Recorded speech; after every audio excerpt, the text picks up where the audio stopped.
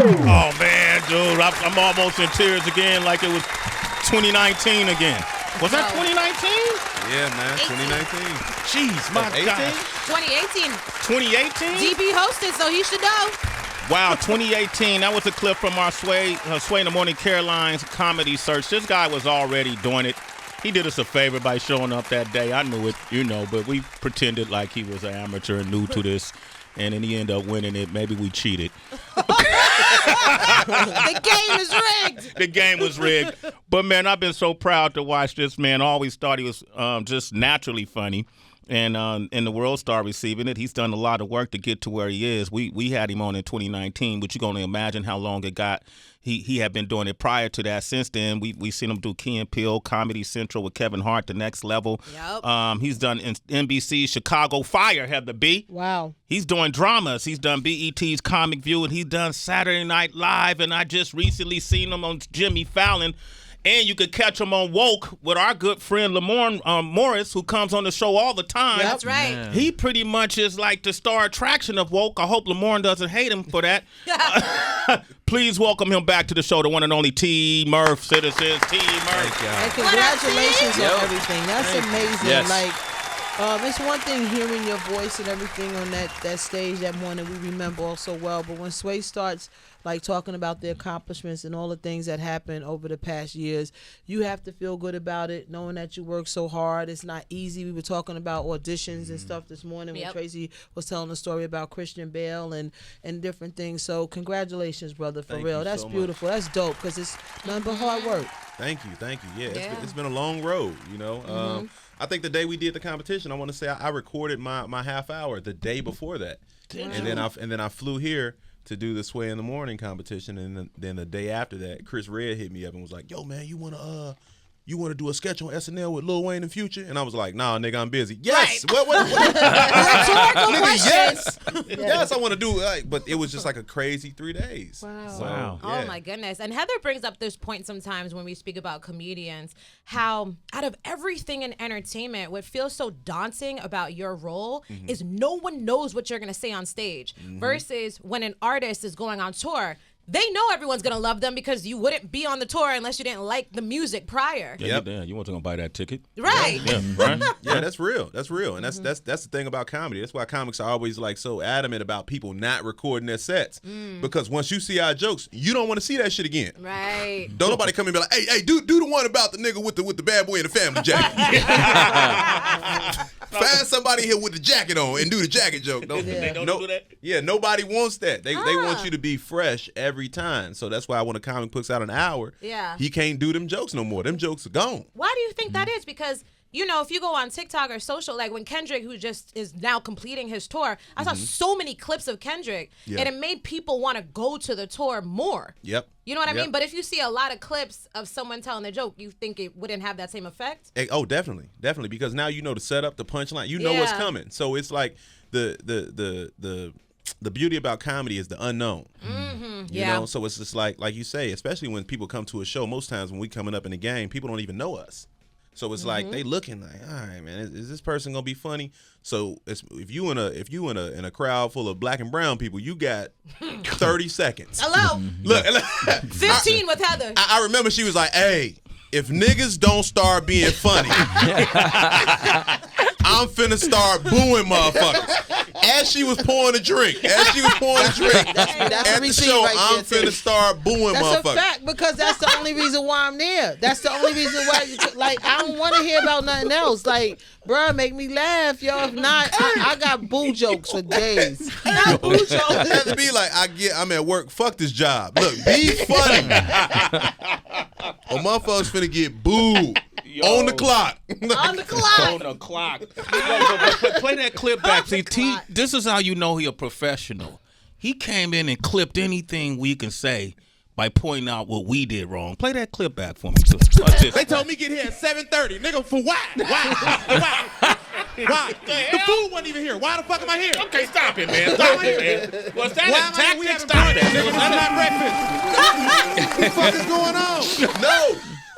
the thing was, so look, I remember being like we got the email. DB sent it out. We got the email. 7:30. If you're not in the building at 7:30, you will not be performing on the show. Do not be late. We are starting at 7:30. Nobody said it was from 7:30 to 12:30. Nobody said that shit. Nobody said you was gonna be chilling. You was gonna, and they were, oh, we gonna put you last. I'm like, I bet. My shit was on the following day. On the following day. I'm like, bro.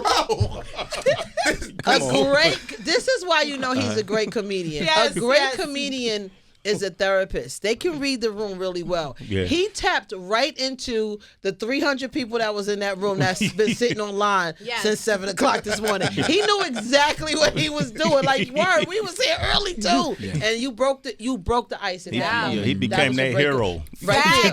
Like he became one of them. Yep, right, immediately. But Heather, he made us the enemy. How did you feel about that? I didn't care. I was drunk by then, so it was Friday.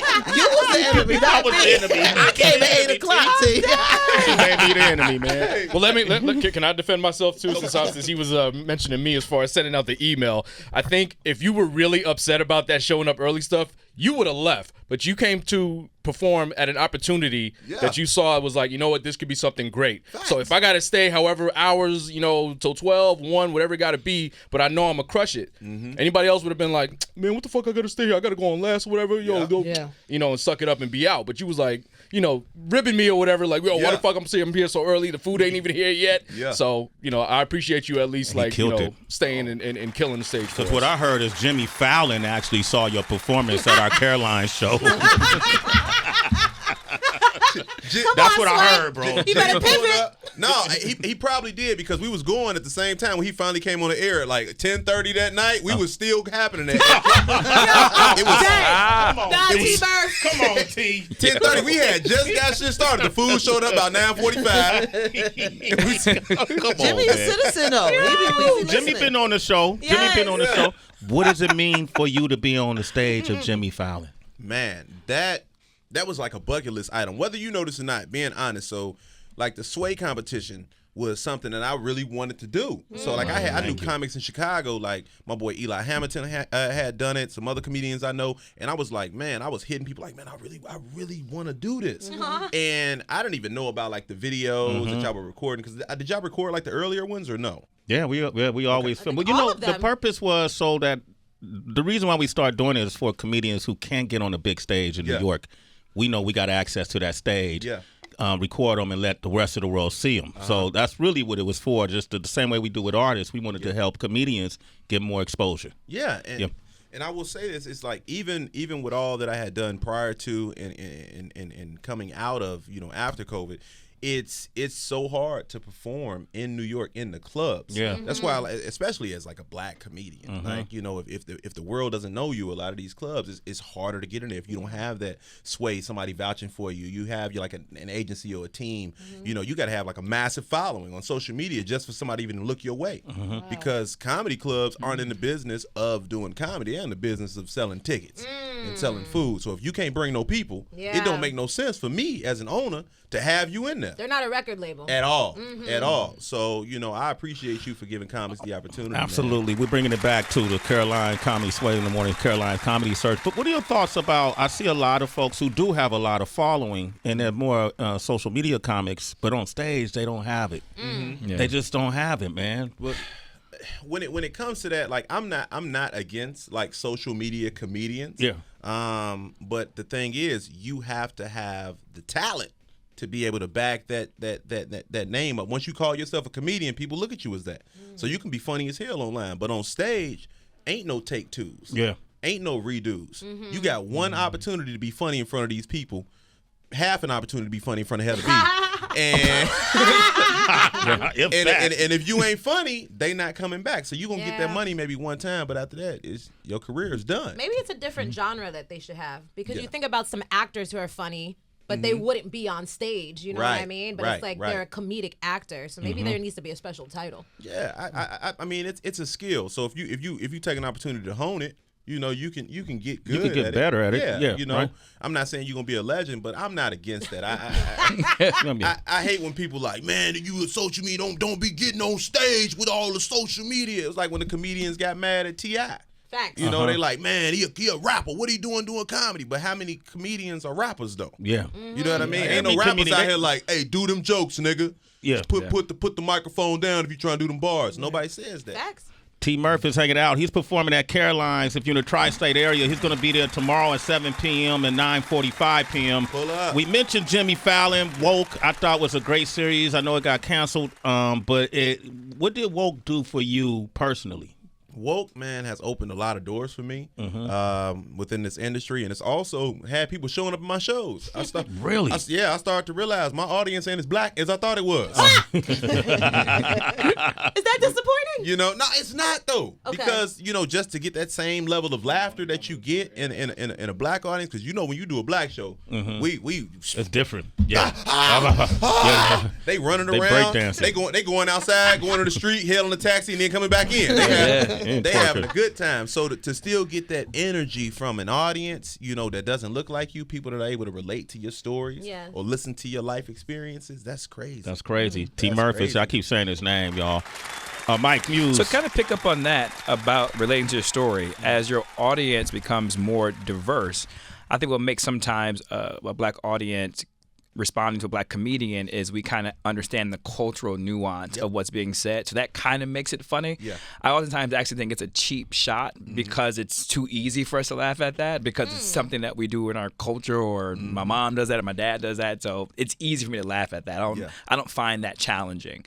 And so I'm just curious. You get on stage, Mike. No, I think it's low-hanging fruit. Yeah. Okay. Black people do this, and then white people God. low-hanging fruit people, like, be more creative. And so I'm just curious then, does your storytelling change as now your audience is growing? Is that something you have to think about? So my storytelling never changes, just based off of what I'm going to talk about. So, you know, whether I'm tackling political, you know, news, or I'm tackling just life experiences in general. Like, I talk about my family, I talk about my kids. So I'm not one of them people like, where the people at who mama was like. I'm not taking a goddamn census or questionnaire while I'm on stage. Which comedians that? I Don't hate, get me in trouble. Same I here. hate that. Where the people at? White people be like. That ain't my thing. What other things aren't your thing? Like, I'm not a music dude. Like, hit it again, DJ. I don't give a shit if you got a DJ. Fuck the DJ. you fuck the D? What? I'm saying, as a comedian, a DJ shouldn't be 75% of your set. All right? Okay. If he got to do all that, this nigga should be leaving with most of the money. Okay. You know what I mean? So it's like, as a comedian, my job is to go up there, cut that music off, and we finna get to these jokes. When I came to Caroline's, was I like, hit it one more? No, Nah, cut man, that shit off. Yeah, you were aggressive. Borderline offensive, but we'll talk about that off mic. So you don't like the low hanger. Any other entry level jokes that where people use crutches they use you don't like? I just don't. I don't like the race baiting. Same here. Yes. And that's whether you black or white. It's just annoying to me. When people sit on stage and talk about their sexuality the entire time, it's like, what else is going on in your life? Yes. What else happened? What did you do at work today? Like, I just want to know about your life. It's certain things to me that just, it only relates to a small demographic of people. And that's why people are like, I don't feel like I'm not getting the exposure. It's not them. Yeah. It's you. You have to open yourself up to a wider range of people. So if you can't do that, then you're gonna continue to be where you at. Okay, let me ask you this, man. I noticed too, as your stars start rising, your clothes got tighter. Was that on purpose? I'm gonna tell you what happened, Sway. I'm gonna tell you what happened. Okay. So I was fat a little bit, right? I was fat a little bit. So I couldn't wear the clothes that I wanted to wear. But then I lost that weight during that pandemic. I started working out. I remember that. I started you working got out. cut as a mother. Man, cause they were saying fat people was the first ones going. And I was like, hey,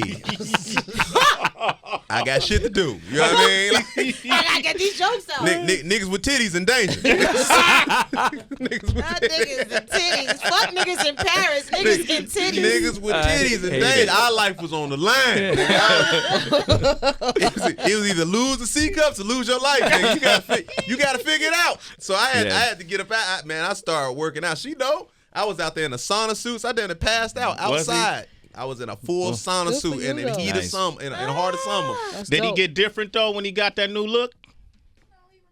He remained. I already see what's going on See? there. Hey, See? Only thing that changed was my shirt was never on social media no more. My sport, I'm chest naked, 24/7. Take your shirt off, baby. I'm That's chest amazing. naked. He made it.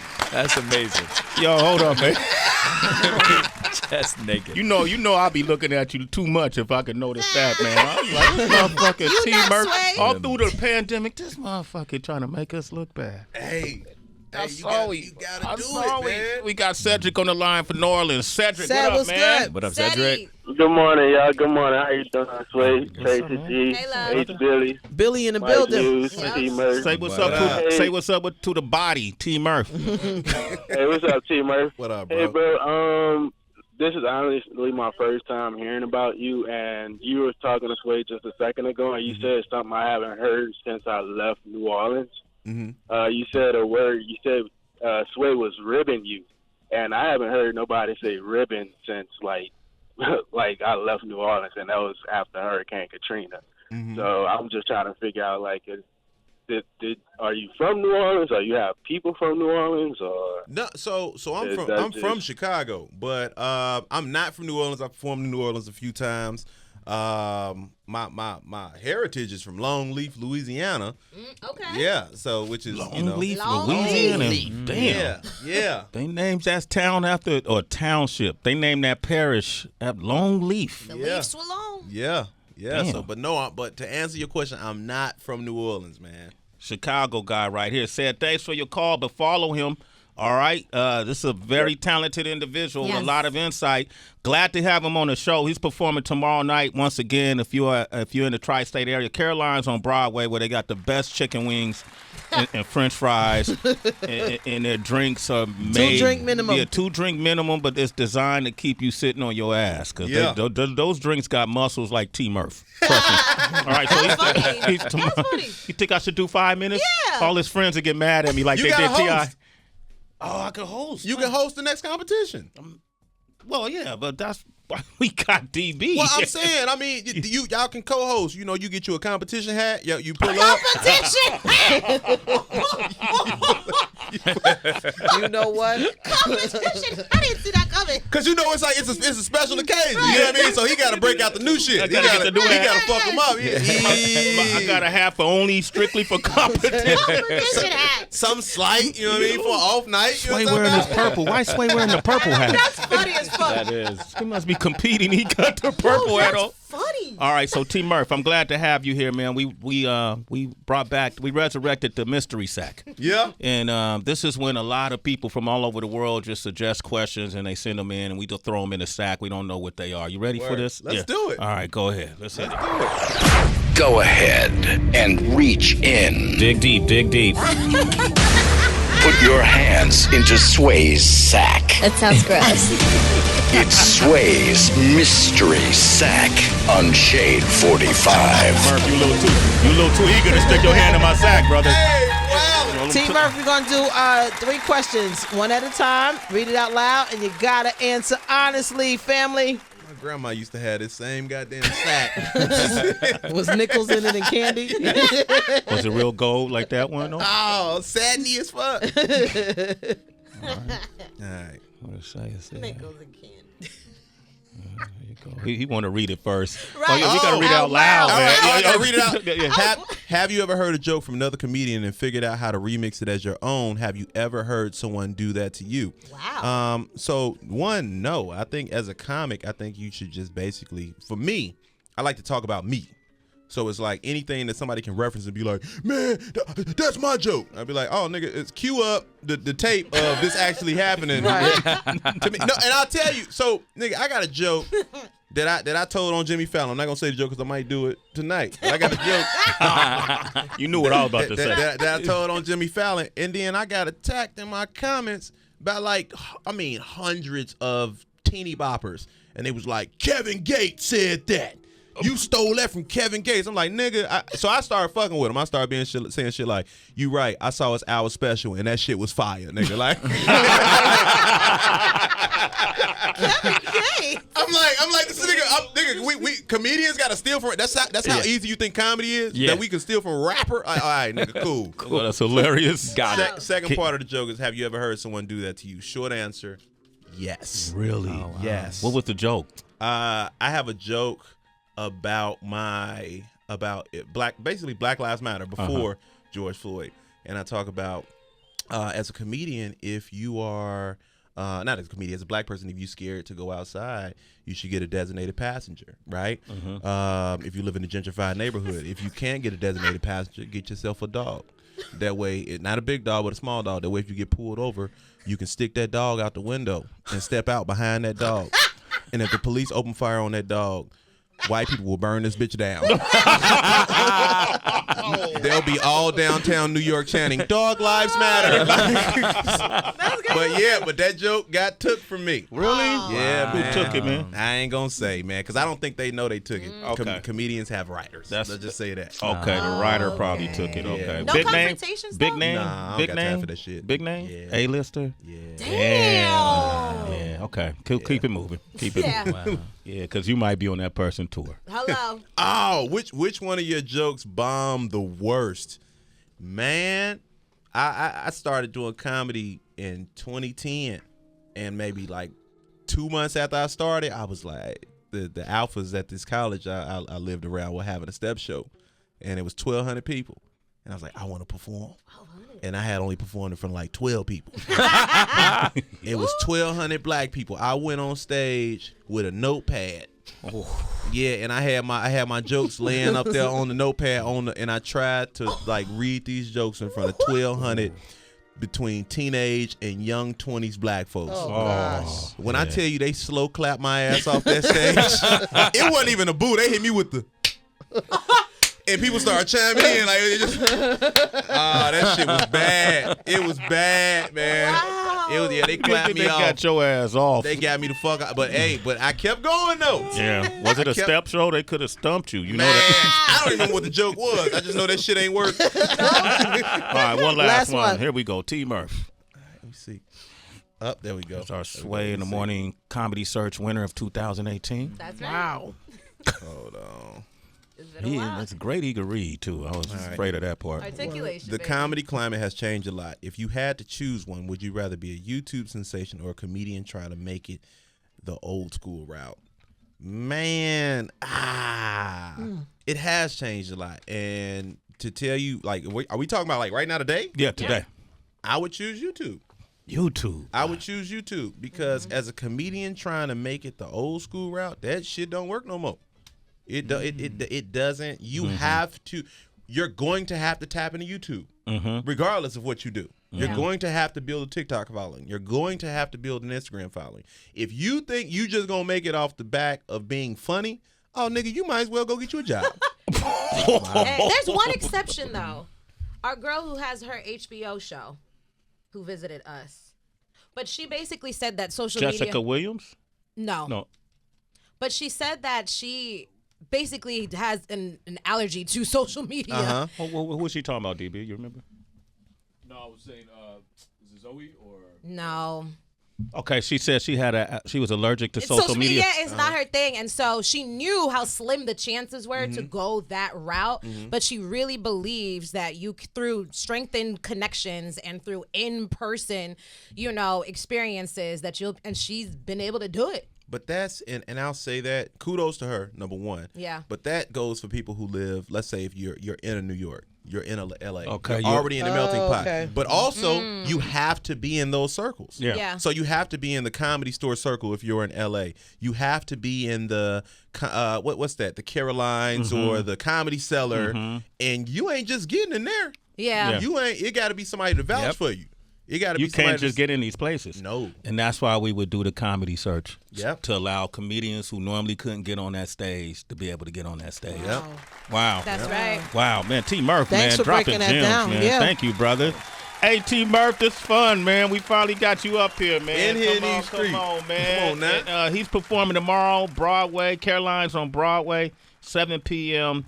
and 9:45 p.m. Man, I know you're gonna have a great Pull time. up. Pull up, citizens, and best chicken wings in New York City.